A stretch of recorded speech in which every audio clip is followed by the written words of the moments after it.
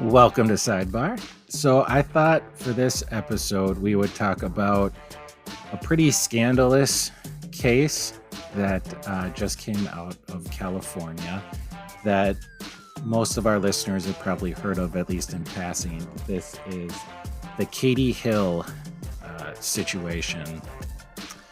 As a quick reminder, as we all know, Katie Hill is a former member of Congress. She has resigned from Congress after a scandal involving a paid staffer she was in an intimate relationship with. So this is a violation of House ethics rules, as you would expect. This got a lot of press, of course. You know, it kind of is that thing that everybody is interested in hearing about. It's a member of Congress in a scandal. The thing about this situation, though, is there were pictures involved, nude pictures, which were actually published in the Daily Mail, which is a UK paper known for being a little more on the tabloid side of things. So the Daily Mail got a hold of these pictures and they immediately published them. They got a hold of the pictures actually from the staffer of a congressman who lost to Katie Hill. The staffer in turn got it allegedly from Katie Hill's ex-husband. As you can imagine, she was not pleased by having these pictures out in the world. She called this revenge porn and she sued. She sued the Daily Mail.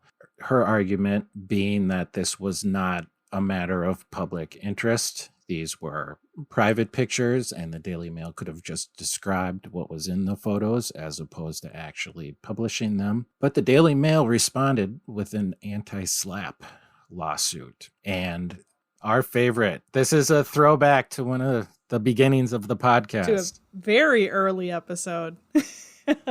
Yeah, so they responded and they argued that, yes, this is absolutely a matter of public concern. And furthermore, this lawsuit is just an attempt to silence our First Amendment right to provide the public with information about an elected representative. The Los Angeles County Superior Court agreed with the Daily Mail, writing that it was a matter of public interest because people want to know about the character and ethics of their elected representative and their fair game. They did not buy the argument that the Daily Mail could have just described the pictures as opposed to actually publishing them. Instead, she said, no, a picture is 1,000 words. I'm paraphrasing here.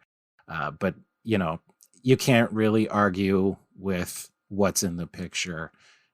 People have a right to know that. And if you try to describe it, people could argue over whether you were describing it accurately and so on and so forth. So the Los Angeles County Superior Court wasn't exactly glowing about the behavior of Katie Hill's ex-husband or the Daily Mail, but ultimately she said, it's the First Amendment and it provides protections for this sort of thing. And it's not our place to tell newspapers and publications what they should and should not publish.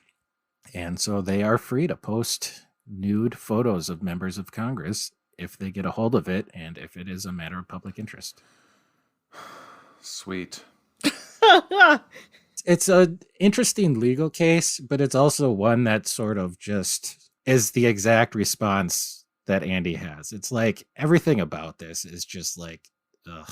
I implore every news outlet in the future to just describe the photos. Please, just describe them. Well, yeah, it's the sort of, just because we American doesn't mean we Ameri should.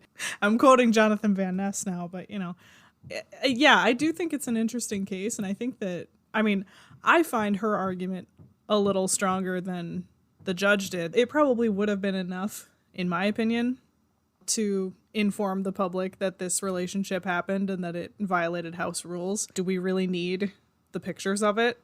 And I think it does sort of get into that revenge porn territory, given where the photos came from.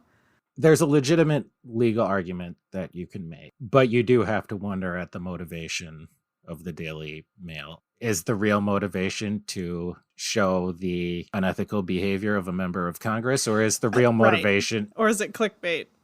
Yeah, it's, Yeah, if anyone's been on the Daily Mail's subpar website, they will notice that they have a particular affinity for pictures of scantily clad women. Yes. Under the guise of news and public interest. So I think it's pretty easy to question what their true motivations were in this case. Right. Unfortunately, the First Amendment doesn't care. Correct. And I suppose that's fine. Well, and we talked about the Second Amendment last time, and there are differences of opinion, and there are differences of opinion on the First Amendment. Whatever you think of Katie Hill or Katie Hill's actions, and whatever you think of the Daily Mail, for that matter, the law is right now that they had the right to do it. Now, of course, Katie Hill is going to appeal the decision, so it's not the end of the story. We'll see what further developments are coming along.